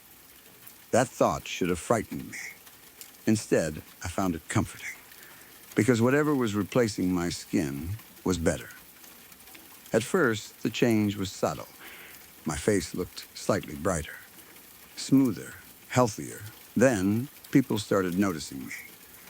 A man on the subway held eye contact longer than usual. A woman in an elevator told me my skin was beautiful. A coworker asked if I'd changed my makeup. I hadn't. I smiled anyway. For the rest of that day, I kept touching my face. I'd spent my entire life wanting people to notice me. Now they finally were. So I kept picking. Then one night, I saw the line. It was beneath the new skin near my left eye, thin and delicate. I assumed it was a blood vessel. I leaned toward the mirror and touched it with my tweezers. The line moved. I dropped the tweezers. They hit the sink with a sharp metallic sound. I froze. The line moved again. It wasn't a pulse. It wasn't a twitch. It contracted slowly, almost like something beneath my skin had taken a breath. I stepped away from the mirror. I didn't sleep that night. By morning, the line had disappeared. I told myself I'd imagined it. I'd been tired. I'd damaged my skin. Maybe nerves were twitching. Maybe I was beginning to see things because I'd spent too many hours staring into mirrors. Any explanation was better than the obvious one. For several days, I didn't pick. Then I found another rough spot. My fingers touched it. I picked. The relief came immediately. And along with the relief came a certainty that frightened me more than the thing I'd seen moving beneath my face. I wasn't going to stop. A few days later, my sister called. We hadn't spoken in weeks. She told me our brother had gotten another promotion. Mom was planning a trip. Then she asked if I was dating anyone. No. Anyone interesting? I laughed. No, there was a pause. You're still working at that same place? Yeah, do you like it? I looked around my apartment.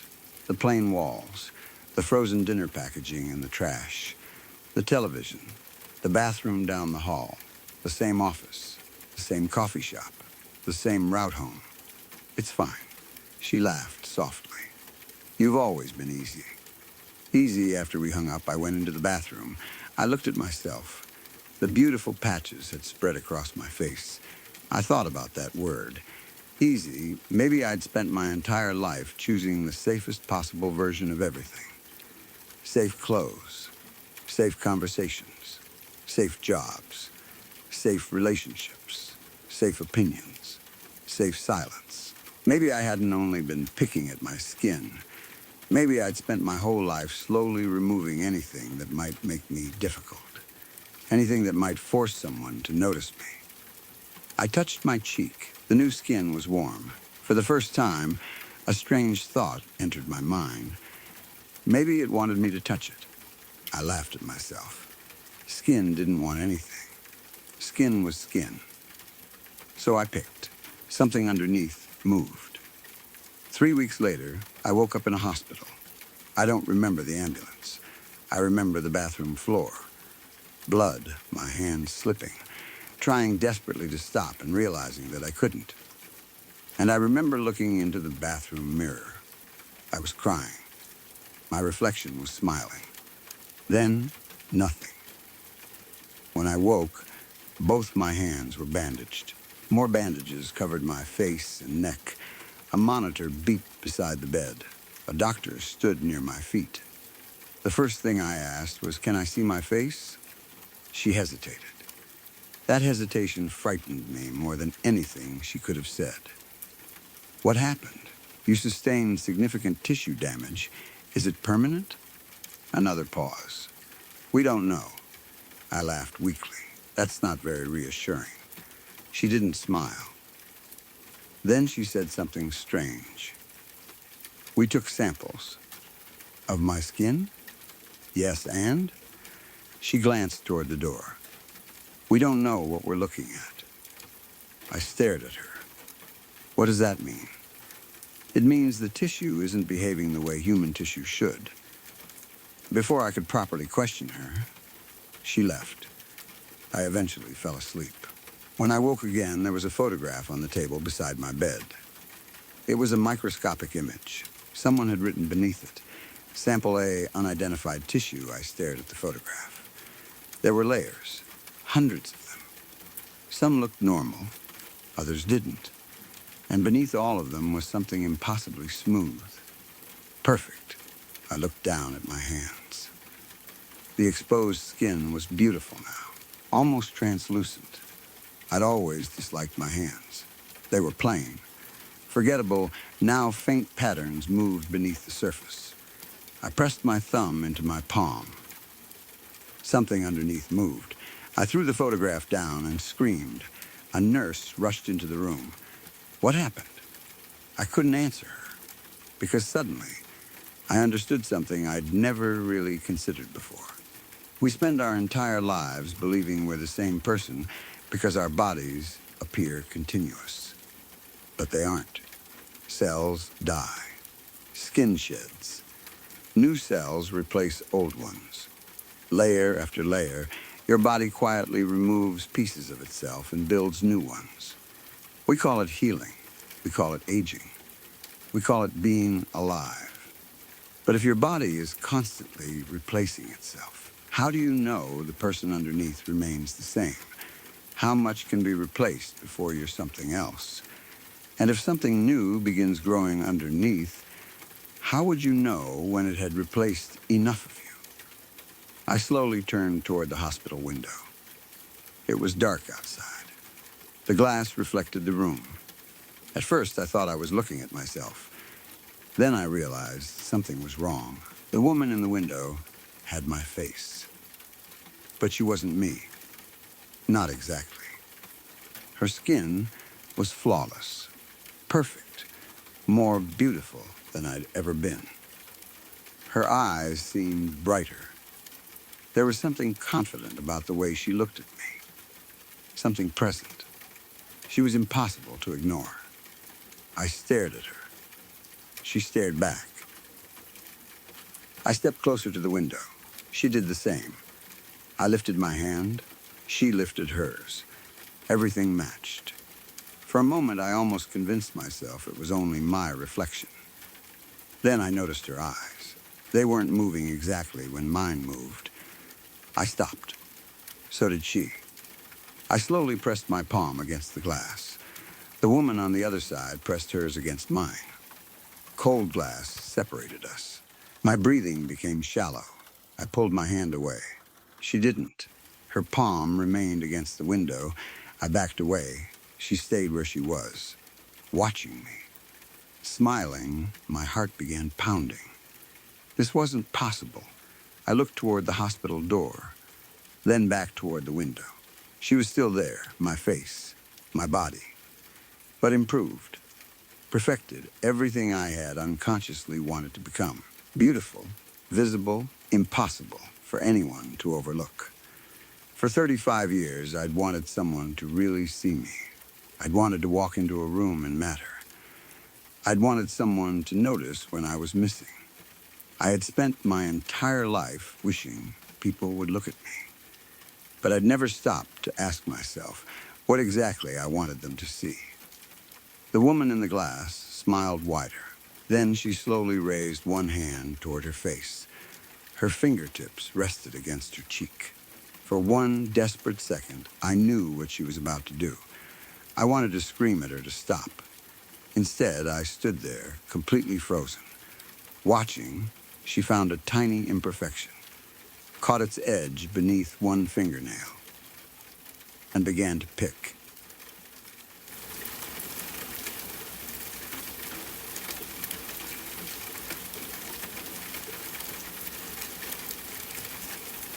I rewrote the story from your uploaded text, keeping the same central plot, characters, supernatural mystery, and final twist, while making the English smoother, more natural and more immersive for a USA/UK/Canada horror audience. I used to have very strong opinions about ghosts, not because I had ever seen one, not because I had ever lived in a haunted house or watched objects move on their own. My confidence came from the exact opposite. Nothing supernatural had ever happened to me, so it was easy to sit comfortably on the outside and decide what was possible. Ghosts weren't real. Dead people stayed dead. If someone claimed otherwise, there was probably a reasonable explanation they had overlooked. That's what I believed. These days, I don't know what I believe anymore. What happened started in November of 2021, when my family finally decided to sell the house my grandfather Walter had left behind. The property sat outside a small coastal town, although calling it a coastal farmhouse makes it sound much nicer than it actually was. That's probably how a real estate agent would describe it before adding another $50,000 to the asking price. You couldn't actually see the ocean from anywhere inside the house. If you climbed onto the rear section of the roof, carefully balanced yourself between two pine trees, and leaned far enough to make your family question your intelligence, you could just barely see a strip of water in the distance. That was about as coastal as the place got. The house itself was old and uncomfortable. There were 2 rooms downstairs with ceilings low enough that tall people instinctively ducked when they walked through them. Upstairs was a single bedroom that became unbearably hot during summer and freezing cold during winter. Behind the house stood an apple tree. Nobody in the family particularly liked the apples. My grandfather loved that tree anyway. Walter died in 2008. When he was alive, he treated the property less like a home and more like something he had been personally assigned to guard. If the weather was even remotely decent, you could usually find him sitting on a short wooden stool beneath the apple tree. He almost always wore the same clothes: a faded navy baseball cap, an old gray cardigan with the 3rd button missing, work trousers that seemed permanently stained no matter how many times they were washed. There were 2 other things about him that I remember very clearly. The first was his left hand. When he was young, he'd worked at a lumber mill and lost the tip of his left index finger to a planer. By the time I knew him, he didn't seem bothered by it. It was simply part of him, one of those physical details you stop noticing when you've known someone your entire life. The second thing was his keys. Grandpa refused to use a normal key ring. Instead, he threaded his keys onto a loop made from green insulated electrical wire. Nobody understood why. We bought him proper key rings over the years. He wouldn't use them. He liked his green wire. After he died, the house remained in the family. At first, we still treated it like his home. People visited occasionally. Family members talked about maintaining it. Someone would mow the grass. Someone else would check the pipes. Then visits became less frequent. The house gradually became storage. Old furniture went there. Boxes nobody wanted to throw away went there. Christmas decorations. Tools, clothes, things that belonged to dead relatives, but carried enough emotional weight that nobody wanted to be responsible for getting rid of them. Eventually, the property became less of a family home and more of a source of guilt. Nobody wanted it. Nobody wanted to sell it either. Selling Grandpa's house felt too final. So we did what families are very good at doing. Nothing, then a bad storm came through. Part of the roof above the upstairs bedroom was damaged badly enough that ignoring the property was no longer an option. Suddenly there were estimates, repair costs, insurance questions, taxes, and everyone became practical very quickly. If you've ever dealt with a piece of property owned by several relatives, you probably know how these conversations go. Everyone acts like the sole owner until somebody needs to pay for something. Then suddenly, nobody is sure whose responsibility anything is. Our family spent about 2 months exchanging messages. Almost every conversation ended with some variation of whatever you guys think is best. Eventually, somehow, you guys became me. So I was put in charge of selling the place. Fortunately, one of my childhood friends, Jason, worked as a real estate agent. I called him, explained the situation, and asked if he wanted the listing. He did. I gave him one of the keys. As far as I knew, there were only 2 keys to the front door. Jason had one. I kept the other. He went through the house, took photographs, wrote down the basic information, and put together a listing. There was one problem: the upstairs bedroom.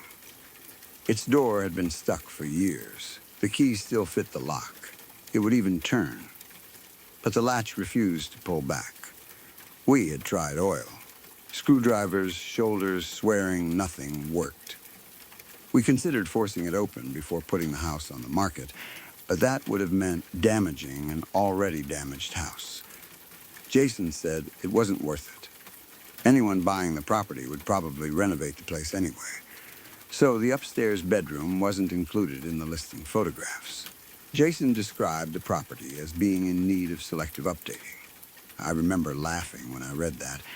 Apparently, selective updating was the polite real estate version of saying, there are so many problems here that listing all of them might frighten you. The listing went online on a Wednesday. 3 days later, on Saturday morning, Jason called me. I remember the exact time. 11:17.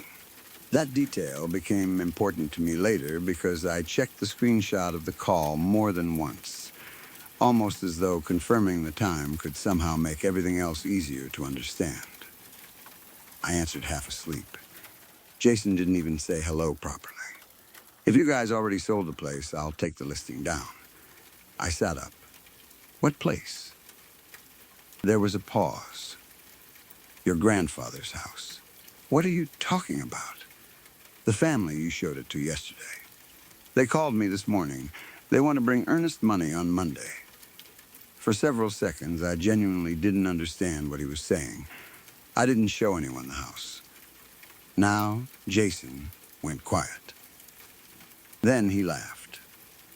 I didn't. I'm serious. He stopped laughing. My first thought was my uncle. Maybe he'd gone around us and arranged some private sale without telling anyone. It would have been irritating, but it would have made sense. I called him. He hadn't been anywhere near the house. He had been at dialysis Friday afternoon. My aunt was out of state. My father had been with me until after dark. I called around. Nobody in the family admitted to showing the property. More importantly, nobody should have been able to get inside. There were only 2 front door keys, mine and Jason's. I called Jason back and told him there had to be some misunderstanding. The buyers probably looked at another property. Then let's make sure they don't put earnest money on another property, he said. We arranged to meet the family at Grandpa's house that afternoon. They arrived on time. There was nothing strange about them. That bothered me later. Part of me wishes they'd arrived looking frightened or suspicious. It would have prepared me for what followed. Instead, they were completely normal.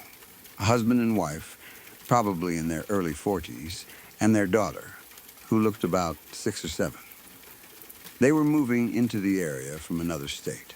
The husband got out of the car and immediately looked confused when he saw Jason. Then he pointed at him. You weren't the man here yesterday. Jason frowned. Nobody was here yesterday. The man's expression changed, not dramatically, just enough. His wife looked at him, then at us. What do you mean? Jason explained that he was the listing agent and hadn't scheduled any showing for Friday. I added that the house belonged to my family, and none of us had been there either. The couple looked at each other again. Then the husband told us what happened. They had been driving around the area at about 5 o'clock Friday evening.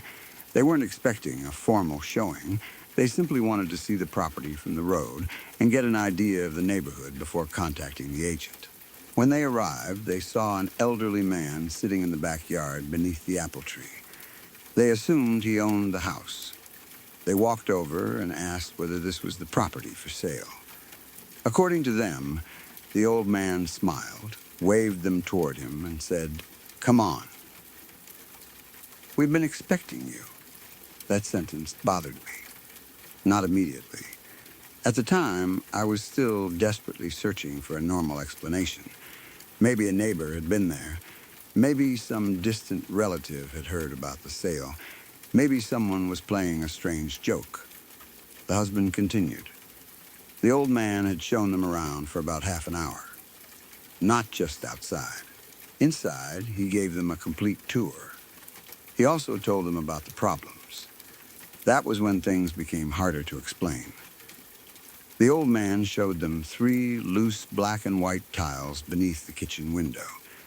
Those tiles had been loose since I was a kid. Then he explained that the chimney flashing leaked on the east side. He specifically warned them that replacing a few shingles wouldn't fix the problem. That was true, too. You wouldn't know exactly where that chimney leaked unless you'd been on the roof or had dealt with the problem personally. Then the old man brought them into the backyard. He pointed at the apple tree. He told them that if they bought the property, they shouldn't cut it down. Its roots, he explained, were helping stabilize the old fieldstone retaining wall.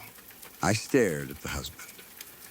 Grandpa Walter had said the same thing for years. Nobody else cared about that tree. Grandpa talked about it like it was a structural engineer. I asked the obvious question, what did this man look like? The husband thought about it. Late 70s. Maybe 80. Thin, my stomach tightened. He was wearing an old Navy baseball cap. For a second, I actually felt relieved. Old man, Navy cap. Small coastal town. That could describe half the elderly population. Then the wife spoke. He had a gray button-up sweater. I looked at her. Cardigan? Yeah, something like that. She hesitated. One of the buttons was missing. I didn't say anything. Then their daughter interrupted us, and his finger was short. The cold that went through me had nothing to do with November. Jason still wasn't convinced. He thought one of the neighbors was playing an elaborate prank. I wanted to believe him. So we unlocked the front door and went inside. The couple began describing the previous day's tour. They knew where the wood stove had been. They knew about the water stain behind the pantry. They knew the layout. Most of that could theoretically have come from the listing photographs. Then the wife stopped near the stairs. Our daughter left her rabbit upstairs. I looked at her. What rabbit? A little wooden toy. She left it in the bedroom. The upstairs bedroom? Yes, that's impossible. The husband frowned. Why? Because that door doesn't open. He stared at me. The old man opened it. I felt my stomach drop. Then he added something worse. When we were leaving, he gave our daughter the key. He said we'd be coming back anyway, so she might as well keep it. The little girl reached into her coat pocket. She pulled out an old brass key. It was threaded through a loop of green insulated electrical wire. Nobody spoke. I took it from her. My hands had started shaking. I climbed the stairs. Everyone followed. At the top of the stairs was the bedroom door we'd been unable to open for years. I put the brass key into the lock. It fit perfectly. I turned it once to the right. Click, then I touched the handle. The door opened. No resistance, no stuck latch, nothing. It swung inward as though someone had repaired it yesterday. The room smelled old and dry. An iron bed frame sat against one wall. 2 empty feed sacks were piled in the corner. Dust covered nearly everything. And beneath the window sat a small yellow wooden rabbit. Clean, new, completely out of place. For some stupid reason, I started looking for footprints. I suppose some part of my brain had decided that if this was really a ghost story, there should be perfect footprints through the dust or a bloody handprint on the wall. There weren't. By then, all of us had walked around enough to disturb the floor anyway. We went downstairs. I pulled out my phone. My hands were trembling badly enough that I had trouble scrolling. Nobody asked what I was doing. I searched through old family photographs. Eventually, I found one from a 4th of July cookout in 2006. There were maybe 12 people gathered around a folding table. Grandpa Walter was standing toward the back. Navy baseball cap, gray cardigan, part of his face hidden in shadow. I handed the phone to the husband without saying anything. He looked at the photograph for maybe 2 seconds. Then he touched the screen, right on Grandpa. That's him. Nobody moved. His wife took the phone. She stared longer. He looked a little older yesterday, she said quietly. Then she nodded. But that's him. Their daughter leaned forward to look. She smiled. That's Mr. Walt. I felt sick. I tried remembering whether anyone had already said Grandpa's name in front of her. Maybe Jason had. Maybe I had. Maybe one of us had accidentally called him Walter during the conversation. None of us remembered doing it. Jason still insists we never said his name. I finally told them the truth. Walter was my grandfather. The husband looked at me. I swallowed. He died 13 years ago. Nobody laughed. Nobody accused us of playing a prank. The husband looked down. I realized I was still holding the brass key with the green wire. After several seconds, he said quietly, "Then you should probably keep that." They left soon afterward. I assumed we'd never hear from them again. I wouldn't have blamed them. If I toured a property with someone and later discovered my guide had been dead for 13 years, I don't think I'd be rushing to sign mortgage papers. But a week later, they submitted the earnest money. They still wanted the house. The wife told us something I never forgot. She said the experience hadn't made her afraid of the property. If anything, it made her feel as though they had been invited. We accepted their offer. It was slightly lower than another possibility we had been considering, but they wanted to restore the house instead of demolishing it or converting it into another short-term rental. And they promised not to cut down the apple tree. At closing, Jason tried making a joke. "I didn't show you the house, but I'm still taking the commission." The husband smiled slightly. "What about the old guy who actually did the work?" Nobody laughed. The title agent looked around the table like she'd walked into the middle of a conversation she didn't understand. Eventually, everything was signed. The house became theirs. For a long time, I thought that was the end of the story. They repaired the roof. They fixed the property. The upstairs bedroom became their daughter's room, and the apple tree remained exactly where Grandpa had wanted it. Years passed. Then, last summer, I visited them. From the road, I barely recognized the place. The roof was new. The exterior trim had been repainted. The yard looked maintained. The apple tree was healthier than I remembered. It had produced so much fruit that 2 heavy branches had to be supported with wooden boards. The family welcomed me inside like an old friend. The husband showed me the repairs. His wife made coffee. There were photographs stuck to the refrigerator. A half-finished jigsaw puzzle covered part of the dining table. The kitchen felt warm, lived in, happy. For the first time in years, Grandpa's old house felt like a home again. Nothing about it felt haunted. Nothing about it felt wrong, except for the way the couple reacted whenever I mentioned Walter. I asked whether the house had caused them any problems. The husband shrugged. Nothing you wouldn't expect at its age. Then he immediately changed the subject and asked whether I still had the same job. Later, I mentioned how happy Grandpa would have been that they'd kept the apple tree. Before I could finish the sentence, his wife suddenly stood. "Would you like some pie?" It was strange. Not frightening. Just strange. Then I asked about their daughter. "How does she like the upstairs bedroom?" "She loves it," the husband answered. Immediately, his wife started talking about the girls' school. I noticed the pattern. Any question that could lead back to Grandpa was redirected. I told myself I was imagining it. After all, these people had purchased a dead man's house after apparently receiving a private tour from his ghost. Maybe they'd simply grown tired of discussing it. Maybe friends and relatives had laughed at them. Maybe they had agreed to stop talking about that day. I should have respected that. Instead, as I finished my coffee, I asked one more question. Does your daughter still remember Mr. Walt? Silence. The husband looked at his wife. She looked down at the cups. Neither answered immediately. Finally, he said, "Kids say all kinds of things."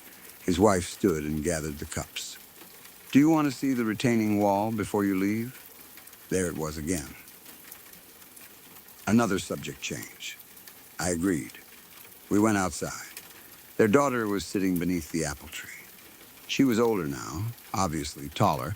Her face had changed in the way children's faces do after several years. But I recognized her. She sat cross-legged in the grass. Beside her was the same little yellow wooden rabbit she'd left in the locked bedroom years earlier. Her parents stopped near the house to examine one of the downspouts. I continued toward the retaining wall. That meant I had to pass the apple tree. The girl looked up. She smiled at me. I smiled back. And because apparently I hadn't learned when to leave something alone, I decided to make a joke. Nothing serious, just something to break the strange tension her parents had created inside. I nodded toward the house. "So," I said, "how's Mr. Walt?" Her smile disappeared. Instantly, I stopped walking. She tilted her head. Something about her expression changed. I still don't know how to describe it properly. A second earlier, she had looked exactly like what she was. A kid politely smiling at an adult she vaguely remembered. Now she looked irritated, not confused, not frightened, annoyed, almost offended, like I had accused her of something. I suddenly became aware of how quiet the backyard was. I couldn't hear her parents talking anymore, couldn't hear birds, couldn't hear traffic from the distant road. Nothing, just the apple branches shifting slightly above us. The girl stared at me. Then she spoke. The voice that came out of her wasn't the voice I'd just heard inside the house. It wasn't the voice of a child. It was low, rough, old, and when I heard it, every comforting explanation I'd built around what happened in 2021 collapsed at once. Because until that moment, I had always assumed the obvious. The elderly man sitting beneath the apple tree had been Grandpa Walter. The missing fingertip, the navy cap, the cardigan, the green electrical wire, the knowledge of the house. Everything pointed toward him. Maybe his spirit had stayed behind because he loved the property. Maybe he'd wanted to choose the next family himself. Maybe that was why he'd opened the bedroom. Maybe he'd given the little girl his key because he knew her family would eventually own the place. I'd even found something comforting in that interpretation. Grandpa had taken care of the house one last time. He had found people who would restore it, people who wouldn't destroy everything he'd loved, people who would protect his apple tree. For years, that was the version I allowed myself to believe. Then, the girl beneath the tree looked directly into my eyes. And in that deep, rough voice, she said, "I was never your grandfather."